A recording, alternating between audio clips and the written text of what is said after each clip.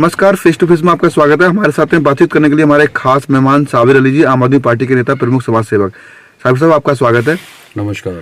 हाल ही में हमारे देश में ना सभी पार्टियों में आपस में मतभेद चल रहा है हिंदुत्व के लेके। समाजवादी पार्टी कुछ और कहती है, बीजेपी कुछ और कहती है। क्या है हिंदुत्व? ये जितने भी लफड़े हैं ये सब बीजेपी के बनाए हुए हैं, क्योंकि बीजेपी का ये कहना है कि जो बंदा बीजेपी में है और बीजेपी को वोट करता है वो तो असली हिंदू है। बाकी हिंदुस्तान में जितने लोग हैं सब नकली हिंदू हैं। तो असली और नकली हिंदू का फ़र्क बीजेपी ने बनाया है, किसी और पार्टी ने नहीं बनाया। अब ये समझ नहीं आता हो कि नकली हिंदू किसको कहते हैं और असली हिंदू किसको कहते हैं। भाई, हमारी नज़र में तो सब हमारे भाई हैं। ये हिंदुस्तान है, इसमें किसी के लिए ऐसी कोई जगह नहीं है कि नकली हिंदू है या नकली मुसलमान है। सब एक ही जैसे हैं। लेकिन बीजेपी की परिभाषा कुछ अलग है। जो बीजेपी का साथ देगा, बीजेपी के साथ गुंडागर्दी करेगा, बीजेपी की तरह से राजनीति करेगा, वो तो असली हिंदू होगा। और जो बीजेपी के रास्ते पे नहीं चलना चाहता, जिसको ये समझ आया था कि गलत रास्ते पे चलाते हैं, वो नकली हिंदू बन जाता है। तो इसका फैसला तो बीजेपी के लिए जो नहीं जनता करने वाली है। इलेक्शन आने वाला है, तब उसमें हिंदू जो जिनको ये नकली हिंदू बोल रहे हैं वो अपनी असली ताकत दिखाएंगे और फिर बताएंगे कि नकली कौन है, असली कौन है। सर, पूरे देश में ना ओमिक्रॉन अपने पैर पसार चुका है, बहुत ज्यादा बढ़ रहा है। आप देख ही रहे हैं।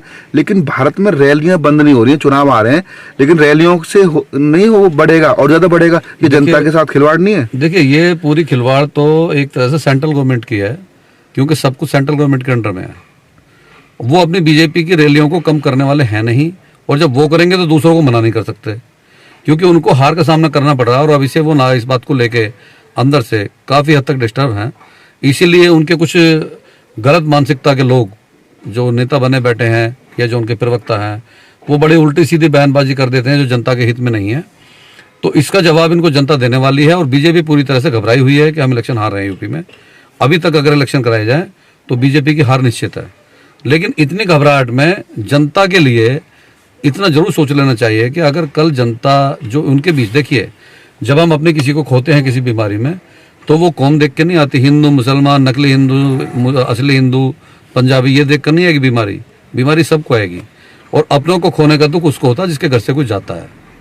ये लोग ऐश परस्ती में लगे रहते हैं क्योंकि उनके पास फैसिलिटीज़ बहुत हैं, पैसा बहुत है, पार्टी सत्ता में है। तो ये तो उनको खुद को देखना चाहिए और करना चाहिए। जब तक ये लोग अपने ऊपर कंट्रोल नहीं करेंगे तो जनता पे कैसे कंट्रोल करेंगे? जनता नहीं मानेगी उस बात को।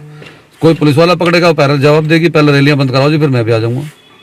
तो ये सेंट्रल गवर्नमेंट को जिम्मेदारी लेनी पड़ेगी और इस पर काम करना पड़ेगा। तो क्या हम कहना चाहेंगे जो आपको देख रहे हैं लोग? मैं जनता से एक ही अपील करना चाहूँगा कि पार्टियों के चक्कर में ना फंसें, इनके रैलियों के चक्कर में ना फंसें, और अपने ऊपर ध्यान रहे और पूरा प्रिकॉशन लें। पब्लिक रैली से दूर रहें, भीड़ भाड़ से दूर रहें। यही मेरा संकेत है। इसी के साथ नमस्ते, जय हिंद, खुदा हाफिज।